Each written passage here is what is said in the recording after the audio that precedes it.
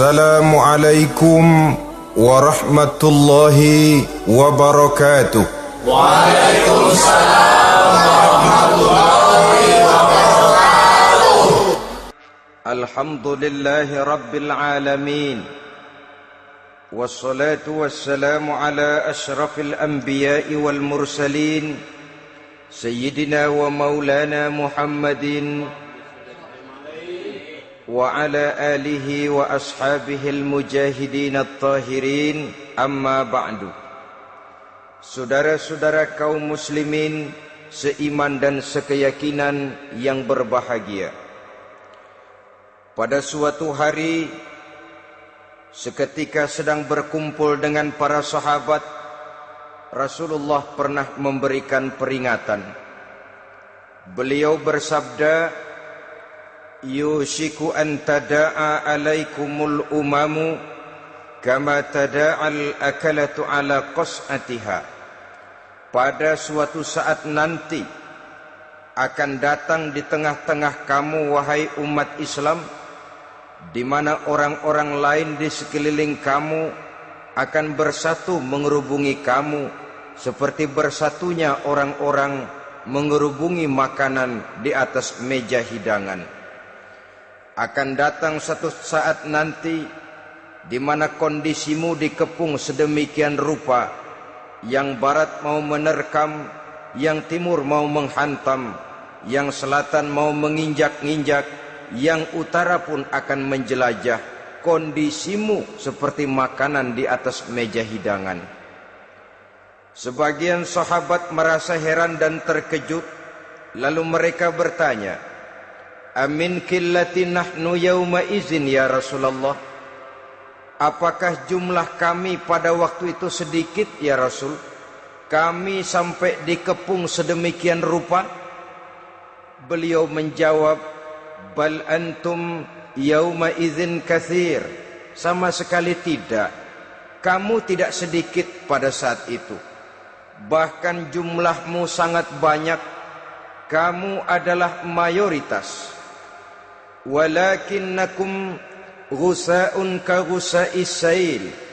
Tetapi keadaanmu saat itu persis seperti buih di lautan.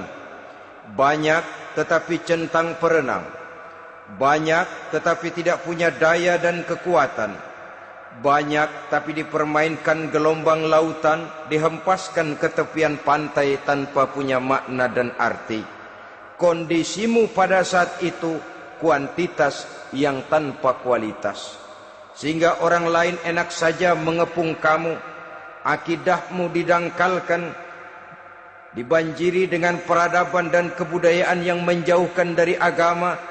Dari segi maksiat dan munkarat seluruhnya mengepung sampai kita melepaskan nilai-nilai Islam kita ini. Dan celakanya, sambung beliau, wal yanzi'anna fi qulubi aduwikumul mahabata minkum. Akan dicabut kehebatanmu di mata musuh-musuhmu, sehingga pada saat seperti itu orang lain memandangmu umat Islam enteng saja, remeh saja, tidak ada apa-apanya. Sudahlah, pokoknya umat Islam sikat saja. Umat Islam enteng, umat Islam kecil, umat Islam tidak ada apa-apanya. Alangkah ironinya, alangkah menyedihkannya, memilukan dan sekaligus memalukan. Umat yang mayoritas ini dipermainkan oleh yang minoritas. Umat yang jumlahnya terbesar, terbanyak, bahkan konon menurut catatan sampai 90%, tapi dipermainkan oleh mereka kelompok-kelompok kecil ini. Wal yakzifanna fi qulubikumul wahn. Pada saat itu di hatimu dicampakkanlah penyakit wahan. Sahabat kemudian bertanya, wa mal wahnu ya Rasulullah? Apakah penyakit wahan itu ya Rasul? Beliau menjawab, hubbud dunya wa karahiyatul maut. Penyakit wahan itu tidak lain hubbud dunya wa karahiyatul maut. Terlalu cinta kepada dunia dan terlalu takut kepada mati. Materialistis dan takut resiko. Dua penyakit inilah yang menyebabkan walaupun umat ini mayoritas, tapi dipermainkan oleh yang minoritas. Walaupun dia golongan terbesar, tapi nasibnya seperti makanan di atas meja makan. Dari segala macam penjuru mau menghantam dia. Saudara-saudara kaum muslimin yang berbahagia, ini merupakan analisa sosial bahwa pada satu saat nanti akan terjadi di tengah-tengah umat di mana kita dihantam dan diserbu dari segala macam penjuru. Akidah didangkalkan, peradaban dan kebudayaan dirusak, makanan dan minuman diracuni, pakaian ditelanjangi dan lain sebagainya, sampai kita melepaskan nilai Islam yang kita cintai ini. Kondisi sosial ini satu saat akan datang kepada kita. Demikian analisa dan peringatan dari Rasulullah sallallahu alaihi wasallam. Marilah sekarang kita melihat, adalah benar bahwa di zaman sekarang kita insya Allah tidak akan mengalami perang Badar sehebat yang pernah dialami oleh Rasul dan para sahabatnya. Tetapi sesungguhnya perang yang kita hadapi di zaman sekarang ini tidak kalah hebatnya dengan perang Badar, tidak kurang dahsyatnya dengan perang Uhud, tidak kurang ngerinya dari perang Khandaq. Hanya saja yang kita hadapi sekarang ini bukan ujung pedang, bukan ujung tombak, bukan ujung panah. Yang kita hadapi sekarang ini adalah perang akidah, perang ideologi, perang mempertahankan keyakinan. Yang kalau kita kalah sekarang, kita memang masih beragama, tetapi anak kita, cucu kita, generasi yang akan hidup 5, 10, 20, 30 tahun yang akan datang, wallahu a'lam bissawab. Islam, saudara-saudaraku, tidak mungkin hilang dari dunia, tetapi tidak mustahil Islam gulung tikar dari desa kita. Tidak mustahil Islam gulung tikar dari kampung dan kota kita, jikalau kita tidak menjaganya, jikalau kita tidak memeliharanya, bahkan jikalau kita tidak mewariskannya kepada anak-anak kita, generasi yang akan datang. Marilah kita mengingat sejenak bagaimana Islam di Spanyol yang pernah jaya, pernah mewarnai daratan Eropa, dan yang sekarang hanya sekedar tinggal ceritanya saja.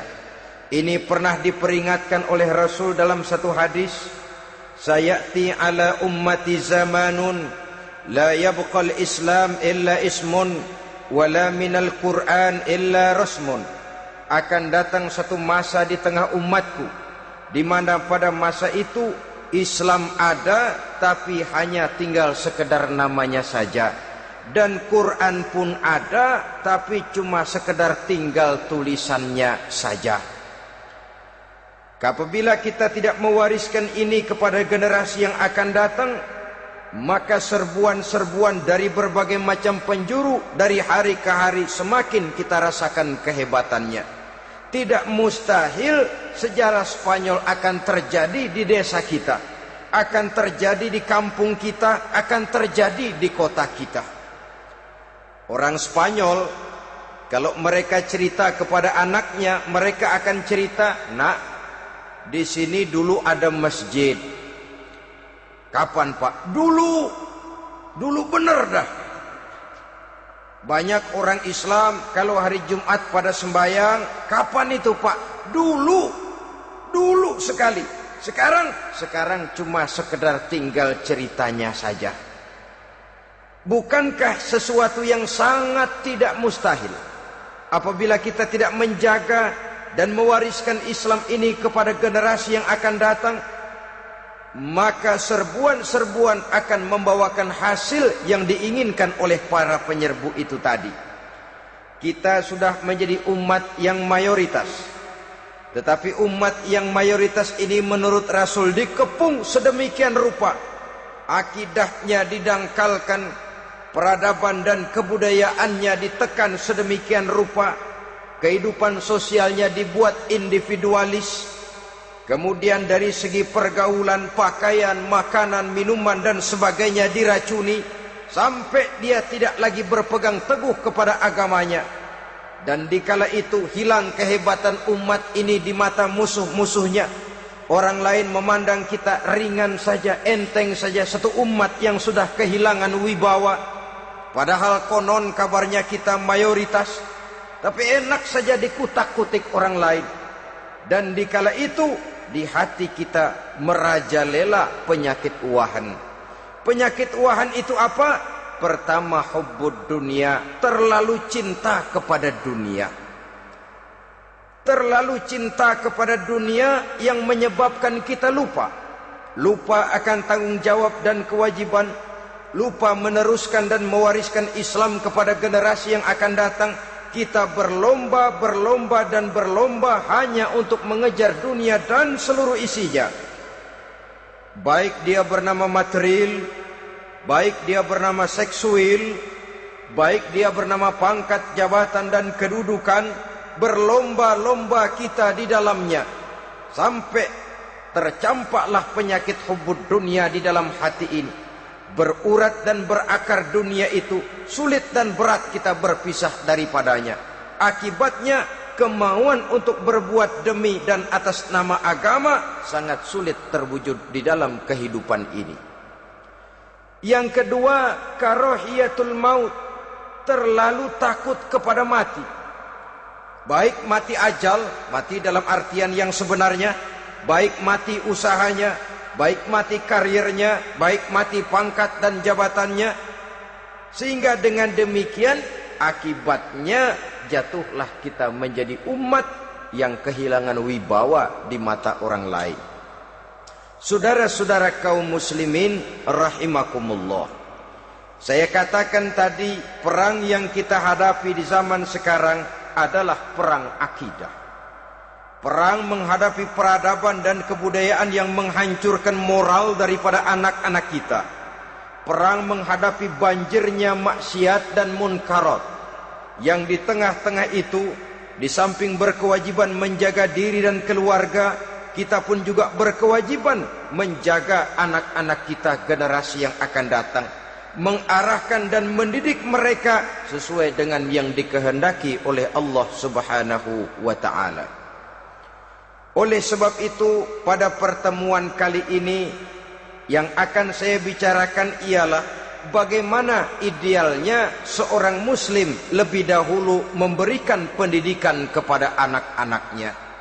Di tengah satu situasi dan kondisi di mana serbuan datang silih berganti melanda dan menghantam umat Islam, kemana anak-anak kita ini harus kita arahkan? Karena kita orang tua mempunyai tanggung jawab. Anak adalah amanah, menyia-nyiakan amanah adalah dosa, dan dosa itu merupakan satu dosa yang besar. Bahkan orang tua bisa saja masuk neraka kalau tidak bertanggung jawab tentang anak-anaknya. Satu riwayat menjelaskan ada orang soleh, ngajinya cukup, solatnya cukup, puasanya cukup, zakatnya cukup, di mana ada majelis taklim hadir, baca Quran hobi, fitnah orang tidak pernah. Di akhirat setelah disidang dia ternyata lebih banyak kebaikannya daripada kejahatannya, maka dia pun diperintahkan dan dipersilahkan masuk ke dalam surga. Giliran anaknya disidang, biang okem nih anak. Ditanya, siapa Tuhanmu?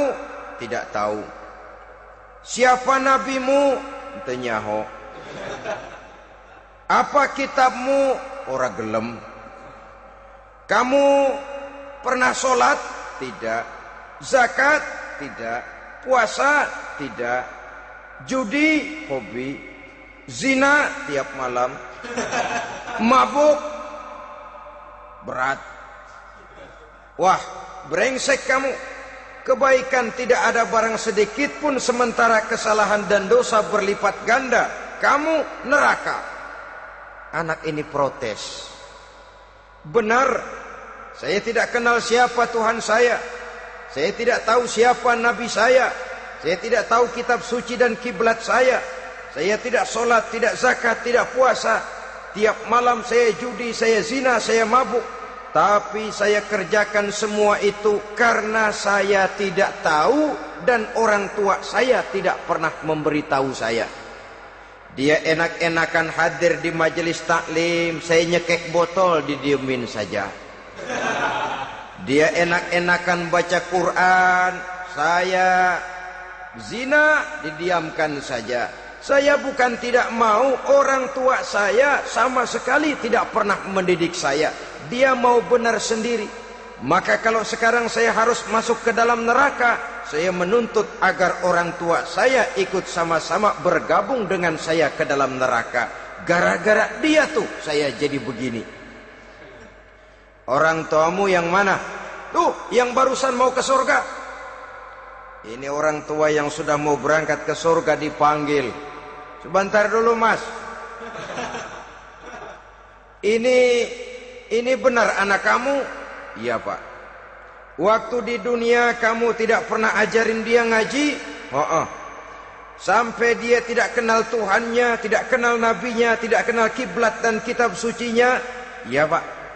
Dia tidak sholat, kamu diamkan saja. Dia tidak puasa, tidak zakat, kamu bersikap masa bodoh. Bahkan dia judi, dia zina, dia mabuk, kamu pun berdiam diri saja. Iya pak. Tahukah kamu bahwa anak ini adalah amanah? Menyia-nyiakan amanah artinya khianat, dan khianat adalah dosa yang sangat besar. Kamu tidak bertanggung jawab, maka kamu, anakmu gabung ke dalam neraka. Saudara-saudara kaum muslimin rahimakumullah, itu sebabnya Allah pesan benar-benar, ya ayyuhalladzina amanu qu anfusakum wa ahlikum nara. Hai orang-orang yang beriman, jaga dirimu dan keluargamu, istri, anak, orang-orang yang menjadi tanggung jawab dan kewajiban kita, jaga dan pelihara mereka dari api neraka.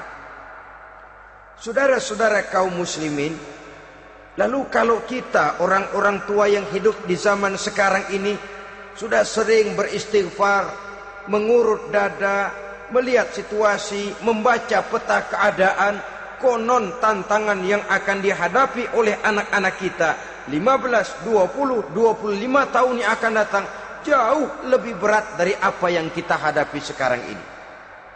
Maka adalah wajar jika kita sebagai orang tua yang cinta kepada agama, cinta kepada anak-anak kita, berpikir untuk mewariskan nilai-nilai yang luhur ini kepada anak-anak kita generasi yang akan datang. Bagaimana pada mulanya kita harus mendidik mereka? Mari kita telusuri apa yang dicontohkan oleh Al-Quranul Karim. Orang-orang tua bijaksana yang diceritakan dalam Al-Quran, kalau sudah berpikir tentang anak-anaknya generasi yang akan datang, pendidikan pertama yang diberikan kepada anaknya ternyata adalah persoalan akidah. Nabi Ibrahim, pertanyaan yang paling merisaukan beliau buat anak cucunya ialah, ma ta'buduna min ba'di. Saudara bisa lihat surah Al-Baqarah ayat 133. Anak-anakku, kalau pada satu saat nanti aku, ayahmu ini sudah tidak ada lagi, meninggalkan kamu semua, meninggalkan kehidupan dunia ini, ma ta'buduna min ba'di, apa yang akan kamu sembah nak kalau ayah sudah tidak ada lagi? Jikalau ayahmu sekarang masih rajin ke masjid, melakukan rukuk dan sujud, i'tikaf dan membaca Quran, kalau satu saat ayahmu meninggalkan dunia ini, masihkah engkau mau ke dalam masjid? Masihkah engkau rukuk dan sujud? Masihkah engkau i'tikaf? Ma ta'buduna min ba'di, apa yang akan kamu sembah kalau aku ayahmu tidak ada lagi nak? Ditanamkan bukan hanya keyakinan bertauhid, sekaligus juga menyembah kepada Allah yang kita yakinkan dengan tauhid itu tadi. Bukankah berbeda dengan kita kebanyakan orang tua sekarang? Kita tidak pernah berpikir ma ta'buduna min ba'di, kalau bapak tidak ada kamu nyembah apa nak? Kita orang tua sekarang pagi-pagi malah berpikir, ma ta'kuluna min ba'di. Kalau bapak enggak ada, kamu nanti makan apa, nak? Bukan nyembah apa yang kita pertanyakan, bukan nyembah apa yang kita khawatirkan, makan apa, nak? Maka yang dicari lalu sekolah-sekolah yang bonafit, yang tidak peduli apakah itu merusak imannya, mematikan akidahnya, menghancurkan keyakinannya. Yang penting ada jaminan hari depan bisa dapat lapangan kerja.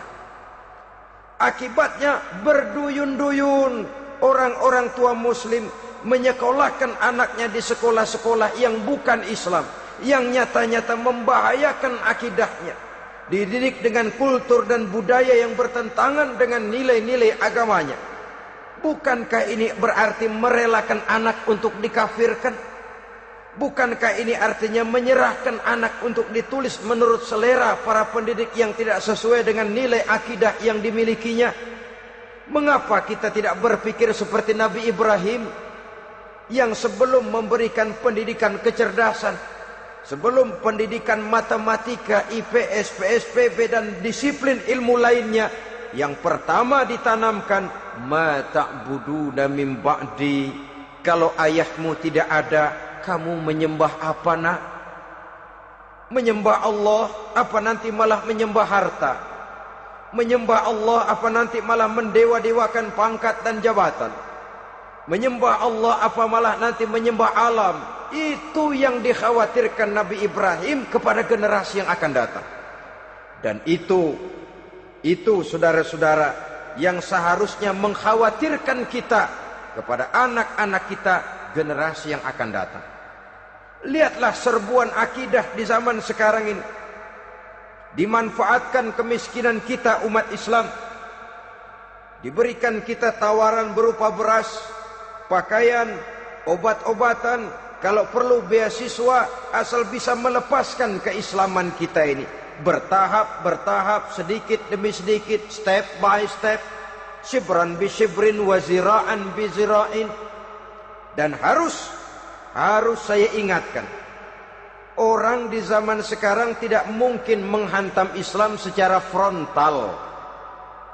Tidak mungkin menghantam Islam terang-terangan, apalagi mengerahkan satuan militer. Tidak. Orang berhitung bagaimanapun kondisi dan kualitasnya umat Islam, mereka masih punya satu modal penting, fanatisme agama. Kalau ini disulut, api jihad segera berkobar, dan hanya maut yang bisa menghentikan orang yang dibakar dengan semangat jihad. Orang tahu itu. Betapa Uni Soviet kedodoran menghadapi mujahidin Afghanistan yang disulut oleh semangat jihad yang berkobar dengan persenjataan yang primitif ketimbang persenjataan Uni Soviet. Entah mereka pantang surut mundur ke belakang. Jadi jangan mimpi bahwa orang mau menghantam Islam ini dengan melarang pengajian, meruntuhkan masjid, menyegel pondok pesantren. Tidak. Melarang orang sholat. Tidak. Kalau perlu masjid diperbanyak, musola diperbesar. Tapi bikin itu masjid seperti museum. Besar, megah, mercusuar, tapi bikin seperti museum. Tempat orang kagum, tempat orang memuji, tapi sunyi dari nilai-nilai ibadah. Saudara-saudara kaum muslimin, untuk sampai kepada penghantaman akidah, jalan yang paling mudah dirintis sekarang ini secara bertahap dan sistematis, memisahkan umat Islam dari Islamnya. Biarkan mereka bernama Muslim. Biarkan di atas kartu penduduknya tertulis agama Islam. Tapi tanamkan budaya-budaya yang menyebabkan cara bergaul mereka, cara berumah tangga mereka, cara bertetangga mereka, sampai kepada cara mereka berpakaian, cara mereka bergaul, cara mereka makan dan minum, cara mereka mendidik dan menyekolahkan anak, sama sekali tidak lagi mencerminkan nilai-nilai yang Islami. Itu sudah satu usaha yang paling praktis, memisahkan umat Islam dengan Islamnya. Kalau sadarlah kita ke arah ini usaha orang di zaman sekarang, maka yang harus pertama kita tanamkan kepada anak-anak kita, didik mereka dengan jiwa tauhid yang mengkristal di dalam batinnya, meresap sampai ke tulang sumsumnya, yang tidak akan sampai pun nyawa berpisah dari badannya, akidah itu tidak akan berpisah dari hatinya. Bahkan dia sanggup dengan tegar berkata, lebih baik saya melarat karena mempertahankan iman daripada hidup mewah dengan menjual akidah. Satu khitah, satu garis kehidupan yang perlu kita wariskan kepada anak-anak kita, generasi yang akan datang. Dahulu ada satu tradisi, saudara-saudara.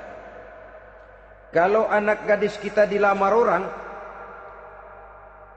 orang lalu bertanya, anakmu mau ngelamar gadis saya, apa sudah khatam Quran berapa kali?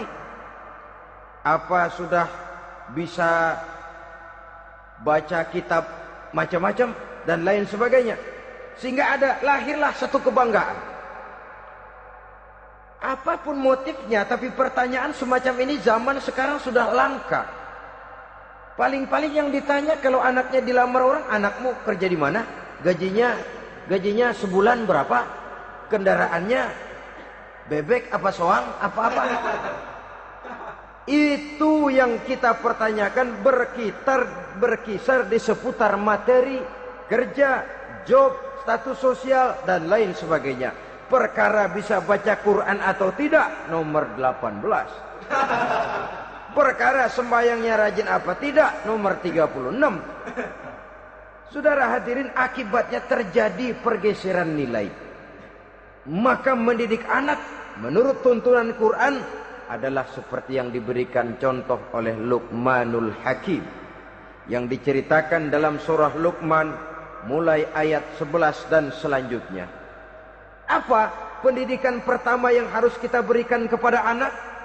Pertama, ya bunayya la tusyrik billah.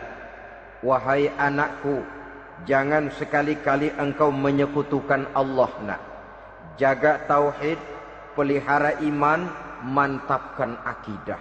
Ini dasar yang pertama. Belum lagi anak mengenal berbagai macam disiplin ilmu, yang pertama ditanamkan tauhid. Ini yang mendasari kehidupan. Ini yang akan menjadi mewarnai dan menjadi warna dari kepribadian seseorang. Sentuhan jiwa tauhid di dalam diri si anak. Belum lagi sempat dia kenal yang lain. Yang pertama yang kita tanamkan, kita wariskan, kita berikan, la tusyrik billah. Jangan sekali-kali menyekutukan Allah. Nah, kalau ini sudah tertanam, ini sudah merupakan satu fondasi yang kuat. Selebihnya nanti tinggal melihat bakat si anak, kemana dia harus dididik ini. Yang terpenting nilai iman lebih dahulu tanamkan. Dan untuk menghancurkan nilai keimanan, saudara-saudara, saya katakan, ingatkan kepada hadis di awal tadi, dikepung kita dari berbagai macam penjuru agar bila bisa melepaskan nilai-nilai iman dan keyakinan. Proses pendangkalan akidah, ditanamkan keraguan kepada agama, ditanamkan rasa malu beragama, sholat malu, baca Quran malu, berangkat ke masjid malu, pakai jilbab malu. Ditanamkan rasa malu beragama, sehingga bertahap sedikit demi sedikit kita mulai berpisah dengan kehidupan beragama. Ditanamkan hal yang sedemikian rupa dari berbagai macam penjuru. Dihantam akidah, akidah kuat, dihantam dari segi peradaban dan kebudayaan. Diperbanyaklah peradaban dan kebudayaan yang bukan mendekatkan kita dengan agama, malah mendekatkan kita dengan neraka. Menjauhkan kita dari agama, menjauhkan kita dari nilai-nilai luhur yang diwariskan oleh orang-orang tua kita terdahulu. Adalah kewajiban kita yang pertama, mendidik anak, menanamkan roh, jiwa, dan semangat tauhid di dalam diri mereka. Saudara-saudara kaum muslimin rahimakumullah. Kenapa kita lebih dahulukan menanamkan jiwa, roh dan semangat tauhid ini kepada anak-anak kita? Pertama, kita tidak hanya ingin sekedar mempunyai anak yang pintar, tetapi lebih daripada itu kita pun ingin mempunyai anak yang benar. Segala macam disiplin ilmu, segala macam bentuk penalaran ilmiah dan pengisian intelektualitas manusia mungkin di satu sisi akan membuat dia pintar, tapi di sisi lain belum tentu akan membuat dia benar. Nabi pernah memberikan peringatan, man izdada ilman walam yazdad huda lam yazdad minallahi illa bu'da.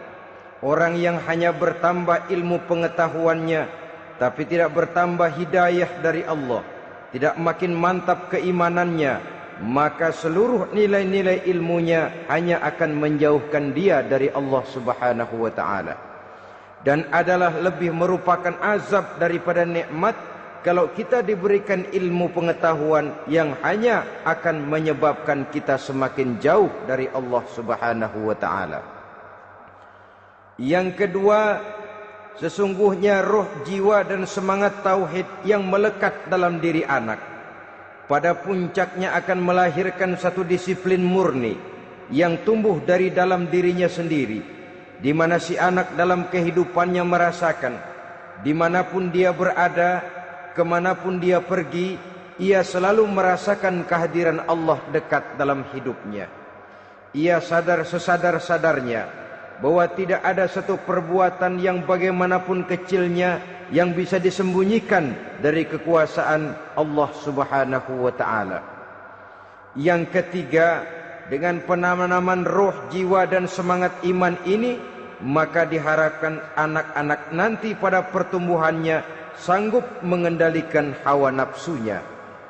Dengan kata lain, bahwa penanaman jiwa tauhid, penanaman roh dan semangat keimanan ini merupakan kondisi dasar yang harus dilakukan sebelum yang lain-lainnya. Kemudian pendidikan kedua yang diberikan oleh Al-Quran melalui contoh dan model dengan Luqmanul Hakim ini, setelah menanamkan tauhid, ditanamkanlah kepada si anak ini rasa hormat kepada orang tuanya. Wa wassaynal insana biwalidayhi, dan kami wasiatkan kepada manusia untuk berbakti kepada ibu bapaknya. Hamalathu ummuhu wahnan ala wahnin, karena ibunya telah mengandungnya dengan kepayahan di atas kepayahan. Maksudnya dengan kepayahan dan kelelahan yang berlipat ganda. Sehingga ketika Rasul ditanyakan orang, "Ya Rasul, siapa yang paling harus saya taati di dunia ini?" Beliau menjawab, "Ibumu." Kemudian, "Siapa lagi ya Rasul?" "Ibumu." Setelah itu, "Siapa lagi ya Rasul?" "Ibumu." Dan kemudian, "Siapa ya Rasul?" "Bapakmu." Ibu, ibu, ibu, bapak. Bahkan al-jannatu tahta aqdamil ummahat, surga berada di bawah telapak kaki ibu. Bagaimana menanamkan rasa hormat kepada orang tua di hati anak? Tentu yang pertama, bagaimana orang tua bisa memberikan keteladanan. Marilah kita sebagai orang-orang tua ini menyadari bahwa sebelum anak kenal sekolah dasar, sebelum anak kenal TK, ibtidaiyah, sanawiyah sampai kepada perguruan tingginya, yang pertama dia kenal adalah lingkungan rumah tangganya, gurunya adalah ibu bapaknya. Di sini berlakulah apa yang dinamakan keteladanan. Keteladanan jauh lebih berhasil daripada sekedar teori-teori yang muluk.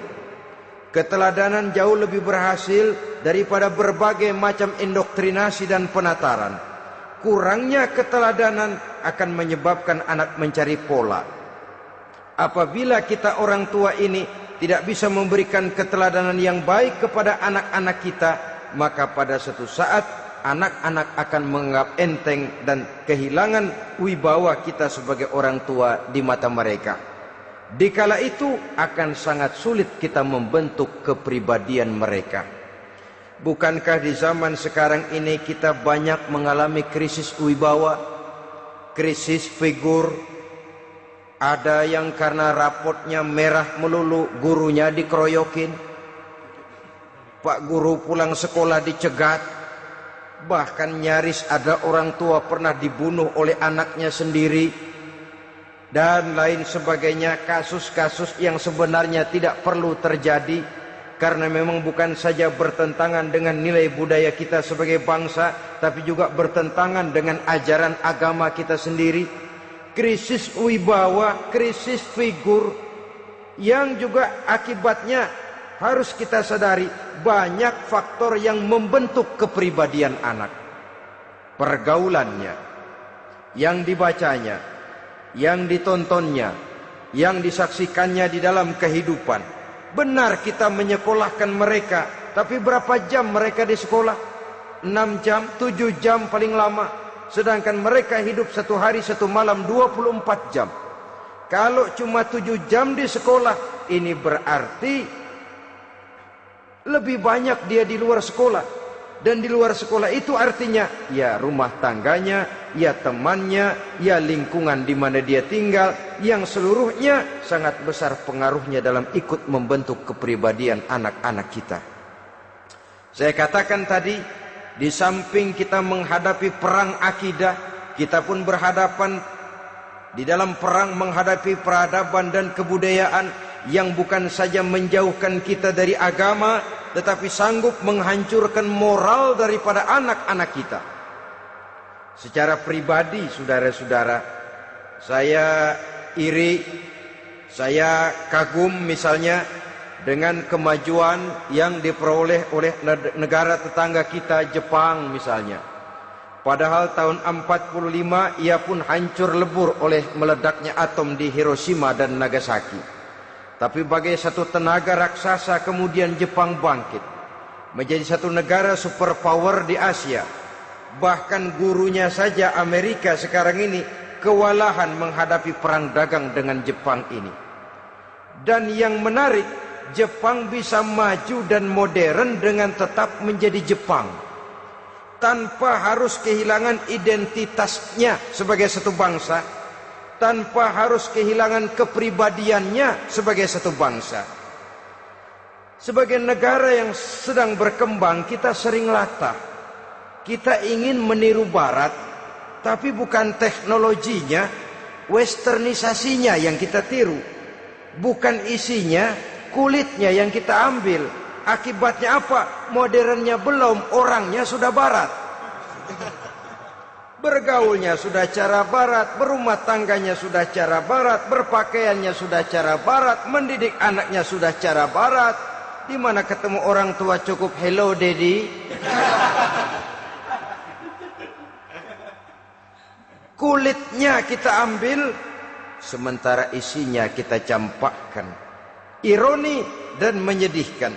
Padahal kita sesungguhnya bisa maju dan modern, bisa mengejar segala ketinggalan dan keterbelakangan kita, dengan tetap menjaga nilai-nilai luhur budaya kita sebagai satu bangsa, mengambil isinya, dan kalau memang tidak perlu, lalu mencampakkan kulitnya. Pengaruh peradaban dan kebudayaan yang menghancurkan moral daripada anak-anak kita oleh pesatnya arus teknologi, oleh pesatnya arus komunikasi, di mana hal-hal yang terjadi di belahan dunia lain dapat kita saksikan hari ini juga melalui layar televisi, yang terjadi di Amerika, di Eropa, di Afrika, di ujung dunia yang paling ujung sekalipun. Di ujung dunia yang paling ujung, hari ini kejadian, hari ini sudah bisa kita saksikan. Pesatnya arus komunikasi, kalau jatuh ke tangan anak-anak kita yang belum mempunyai filter, daya saring positif, akan dicerna oleh mereka tanpa memilah dan memilih. Akibatnya orang kampung bilang kelolodan.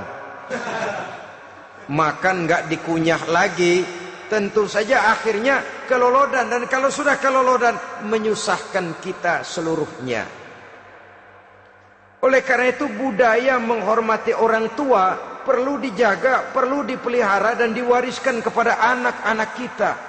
tali silaturahmi sehingga ada respeknya kepada orang tuanya.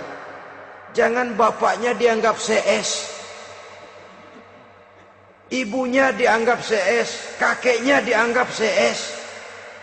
Hilang rasa respek, hilang rasa menghormati. Sementara orang tua sendiri tidak bisa memberikan keteladanan, kurang mendapat perhatian dan lain sebagainya.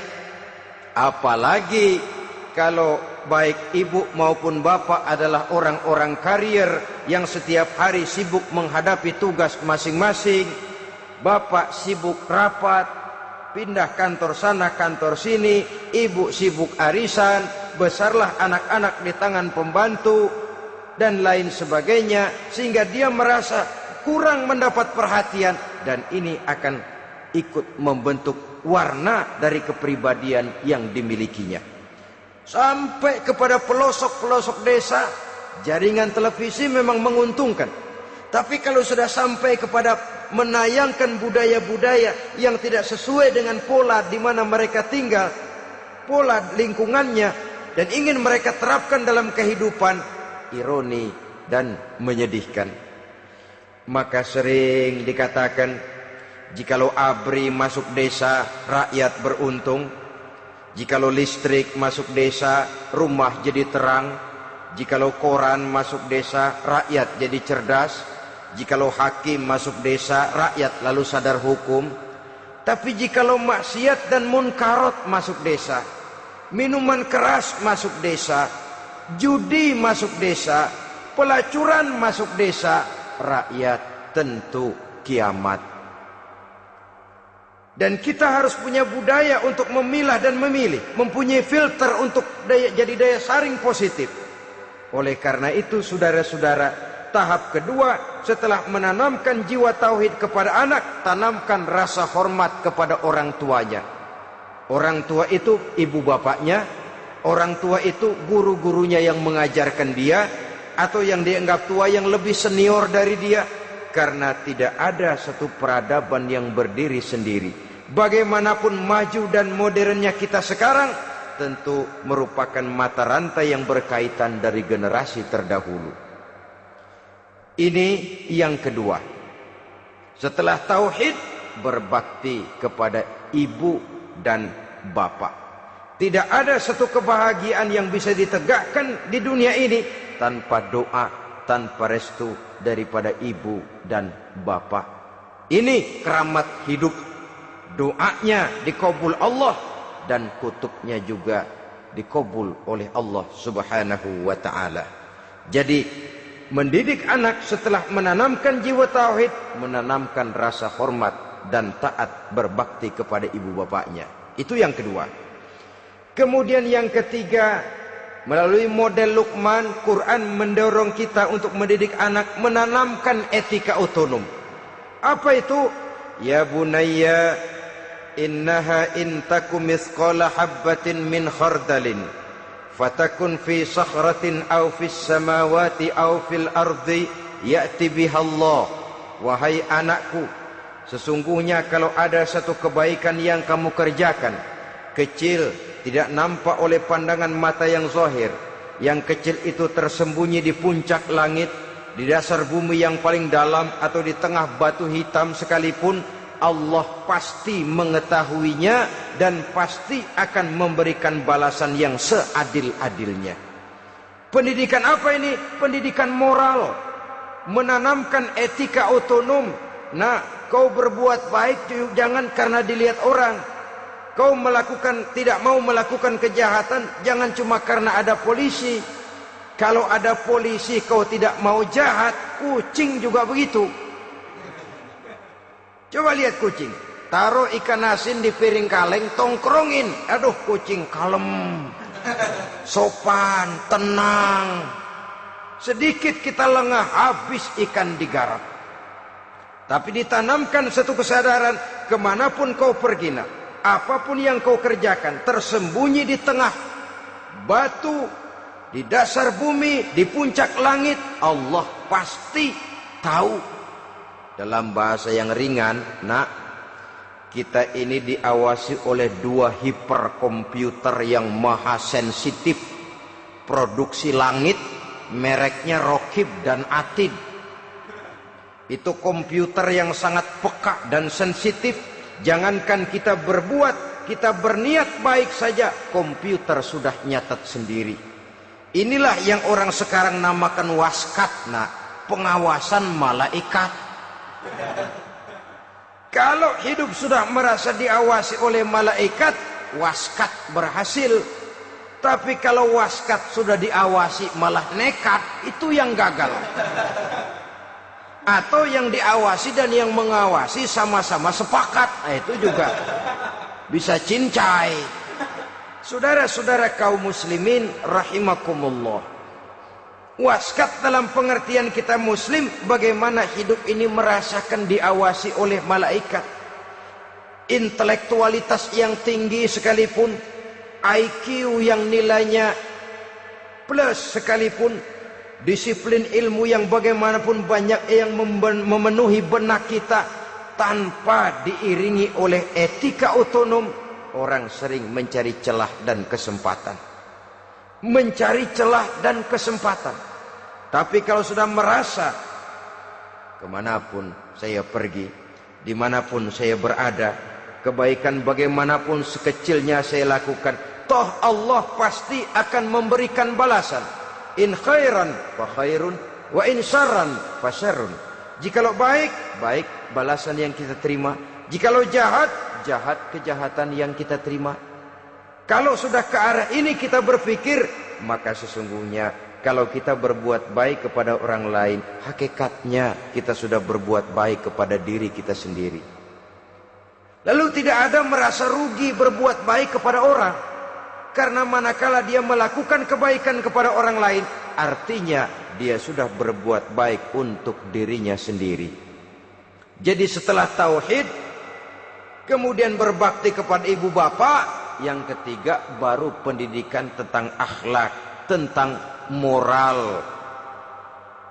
Pola ini yang sering terlupakan oleh kita, bahwa bagi kita itu pendidikan tidak lain upaya mencerdaskan otak anak. Jangan sampai sebab ini kelihatannya pembangunan makin maju, persaingan hidup makin tajam, tensi ekonomi semakin tinggi, sementara jumlah tenaga kerja dengan lapangan kerja yang tersedia jauh dari mencukupi. Jikalau tidak membekali anak dengan pendidikan yang menunjang lapangan pekerjaan, orang tua khawatir, takut sekali anaknya jadi gelandangan. Dikhawatirkannya kehidupan dunia ini, sementara dia lupa kalau anaknya bisa jadi gelandangan di akhirat. Padahal selama-lamanya gelandangan di dunia paling seumur manusia itu 60 tahun, 70 tahun lah umur orang sekarang. 70 itu sudah luar biasa itu. Tapi kalau harus menggelandang di akhirat, menjadi gelandangan di akhirat, alangkah menyedihkannya. Apakah akan kita korbankan satu kehidupan yang langgeng, abadi, cuma karena tertipu oleh fata morgana dan kamuflase? Kita korbankan yang sedikit, kita korbankan yang besar karena kita memilih yang sedikit. Dalam bahasa Al-Quran memang pernah diceritakan hidup ini hakikatnya perlombaan, saudara-saudara. Perlombaan. Dan di dalam perlombaan itu ada yang menang, ada yang kalah. Al-Quran lalu memberikan peringatan, Alhaakumut takatsur, kamu telah lalai karena berlomba-lomba memperbanyak harta, mempertinggi pangkat dan kedudukan, hatta zurtumul maqabir, sampai kamu akan masuk ke liang kubur baru sadar. Apalagi kalau nafas sudah sampai di tenggorokan. Persis Fir'aun sudah tenggelam di lautan merah, mau mampus, baru dalam sekaratnya amantu bi Rabbi Musa wa Harun. Kalau begini caranya, saya juga percaya kepada Tuhan Musa dan Harun, percaya kepada Allah. Sudah mau mati, baru amantu bi Rabbi Musa, kami percaya kepada Tuhan Nabi Musa, kata Fir'aun. Malaikat maut kesal benar, dilelepin terus di laut, mampus tuh sekalian. Hidup ini memang kita berlomba. berlomba dengan waktu, berlomba dengan umur, berlomba dengan tenaga, berlomba dengan tetangga. Yang jangankan kita sampai mundur, berhenti saja sejenak, kita akan ditinggalkan oleh yang lain. Tiada kata mundur, bahkan tiada kata berhenti. Sekali kita melangkah, melangkahlah terus. Tapi berlombalah seperti yang dikehendaki Quran. Fastabiqul khairat. Berlomba-lombalah di dalam kebajikan. Jangan berlomba-lomba di dalam kemaksiatan, kemunkaran, kejahatan. Berlombalah dalam urusan kebaikan. Saudara-saudara kaum muslimin rahimakumullah. Tauhid, berbakti kepada ibu bapa, kemudian pendidikan tentang moral. Apabila pendidikan tentang moral sudah tertanam, barulah lihat bakat si anak. Kemana bakatnya? Anak saya kelihatannya dari kecil demennya main bedil-bedilan saja. Abri kali itu. Kirim ke Magelang, masukkan akabri. Tapi dengan syarat 3 itu tadi. Iman sudah tertanam, rasa bakti kepada ibu bapak sudah ada, dan punya nilai moral. Sehingga boleh jadi nanti dia menjadi jenderal yang beriman, yang berbakti kepada ibu bapaknya, dan punya moral yang tinggi. Kan lebih baik rakyat rendah tapi akhlaknya tinggi, daripada pejabat tinggi tapi moralnya rendah. Jauh lebih baik rakyat rendah punya moral tinggi ketimbang pejabat tinggi punya moral rendah. Nilai moral ini yang jadi ukuran dan barometer di masyarakat. Yang ini yang sering kita lupakan, bahwa kehancuran satu bangsa dimanapun di dunia ini selalu dimulai dengan kehancuran moral daripada bangsa itu sendiri. Sekarang membina nilai moral ini berat. Gadis kita, remaja, putri, diberikan pakaian jilbab, mungkin dia sendiri masih setengah-setengah, ditambah lagi oleh ledekan temennya. Jilbab lah kuno, bau sorga lah, bau masjid lah, bau menyan lah. Ditanamkan rasa malu untuk hidup dekat dengan agama. Kalau moral semacam ini sudah tertanam, sedikit demi sedikit kita mulai mengucapkan selamat tinggal kepada agama. Dan kemalangan apa yang lebih malang kalau kita sudah jauh dari agama ini? Bukankah Islam telah menyelamatkan manusia dari penyakit jahiliyah dan membawanya kepada satu kehidupan yang maju dan modern? Kalau kita tinggalkan Islam ini, bukankah artinya kita akan kembali kepada satu zaman jahiliyah? Hanya saja jahiliyah itu berada di abad modern. Versinya tentu lebih modern. Kalau zaman jahiliyah dulu mabuknya pakai arak, zaman sekarang sudah macam-macam orang bisa mabuk. Kalau zaman jahiliyah dulu anak perempuan dikubur hidup-hidup, zaman sekarang kadang-kadang belum sempat lahir ke dunia, malah sudah dibunuh lebih dahulu. Versinya saja yang berbeda. Kalau di zaman jahiliyah dahulu manusia menyembah batu yang bernama Latta, Uzza, Manat dan Hubal. Di zaman jahiliyah modern sekarang ini, orang sering menyembah kepala bagiannya, sering menyembah atasannya, sering menyembah komputer, sering menyembah teknologi modern yang lebih diyakininya daripada Allah sebagai keyakinan sentral di dalam hidupnya. Saudara-saudara kaum muslimin rahimakumullah.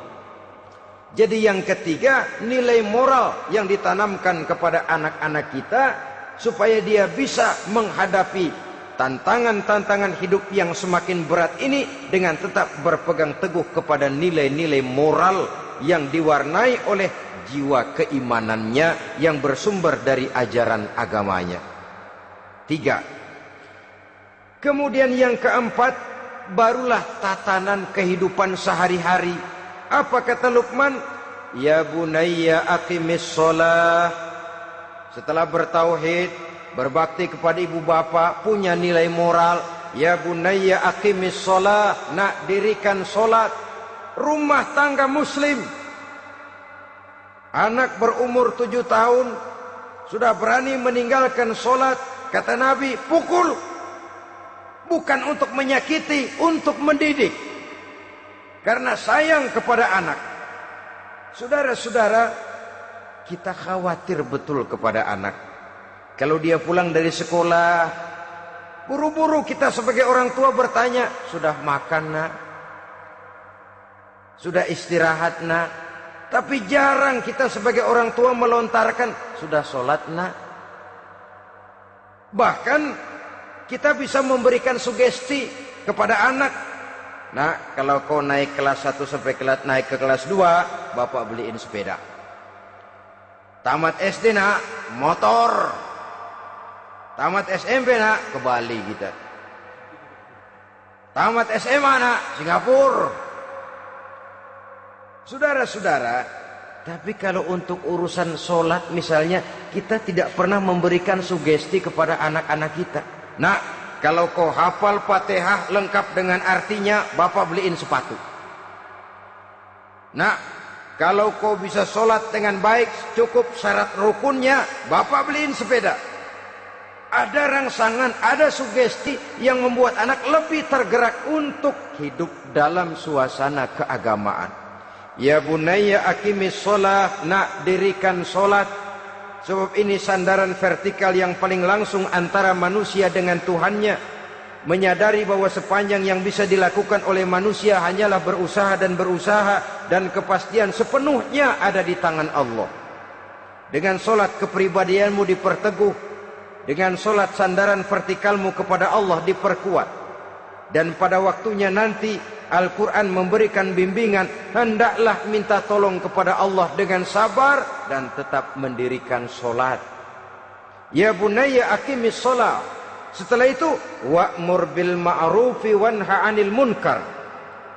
Tegaklah membina yang ma'ruf, tegaklah mencegah yang munkar. Ini sikap hidup sudah. Sholat tadi tugas hidup. Lalu sikap hidup tampil di tengah masyarakat, membina yang ma'ruf, mencegah yang munkar sesuai dengan kesanggupan masing-masing. Bukankah setiap kita kepingin punya anak yang bermanfaat, setidaknya bagi keluarganya, syukur kalau bisa bagi lingkungannya, bagi masyarakat, bangsa dan negaranya. Dan satu di antara tanda orang yang bermanfaat, kalau dia bisa hidup menjadi penganjur yang ma'ruf dan pencegah yang munkar. Dan itu kalau tidak ada hidayah, sulit orang mau melaksanakan itu. Sebab apa? Ada kecenderungan belakangan ini di mana agama dianggap urusan pribadi. Sehingga orang lalu sering bilang, jangan bawa-bawa agama dah, itu kan bukan urusan agama. Ini sudah ciri berpikirnya sekuler. Jangan bawa-bawa agama. Agama urusan pribadi, artinya orang mau sholat mau enggak jangan bilang apa-apa dah. Urusan dia sendirian. Dia mau puasa dia enggak, merdeka saja, urusan pribadi. Agama bukan persoalan pribadi. Apalagi jika sudah menyangkut amar ma'ruf dan nahi munkar. Siap menegakkan yang baik, mencegah yang munkar untuk tegaknya satu masyarakat yang diwarnai oleh kebaikan dan terhindar dari segala macam kejahatan. Dan terus ayat-ayat selanjutnya mencerminkan sikap hidup. Namun yang intinya cara mendidik anak yang baik yang dicontohkan oleh Al-Quran dengan Luqmanul Hakim sebagai model. Pertama, tanamkan tauhid. Yang kedua, tanamkan rasa hormat dan berbakti kepada ibu bapaknya. Yang ketiga, tanamkan moral, nilai akhlak yang tinggi. Setelah itu yang keempat, biasakan hidup dalam suasana keagamaan. Kontrollah sholatnya, kontrollah baca Qur'annya, kontrollah puasanya di bulan Ramadan. Ajaklah anak-anak sholat berjamaah, sehingga dengan demikian dia terbiasa oleh satu suasana yang mendekatkan dia dengan nilai agamanya. Dari sana diharapkan nilai-nilai ilmu yang didapatnya dari bangku sekolah akan menciptakan keseimbangan dengan yang ditanamkan oleh orang tuanya dalam bentuk yang dijelaskan oleh surah Luqman itu tadi. Sehingga apabila keseimbangan ini terwujud, akan menjalin keseimbangan dalam pola berpikir, dan keseimbangan dalam pola berpikir akan melahirkan keseimbangan dalam perbuatannya. Terwujudlah kita harapkan insan yang fid dunya hasanah wa fil akhirati hasanah. Inilah harapan kita semua. Mudah-mudahan Allah memberikan kekuatan kepada kita untuk mewariskan nilai-nilai yang baik kepada generasi yang akan datang, sehingga esok harus lebih baik daripada hari ini, dan lusa harus lebih baik daripada hari esok. Terima kasih atas perhatian saudara. Mohon maaf atas segala kekurangan. Usikum wa nafsi bitaqwallah. Wassalamualaikum warahmatullahi wabarakatuh. Waalaikumsalam warahmatullahi wabarakatuh. Bihidayatin min fadli Rabbi jahalahu wa qalbi yakhbaru ihsan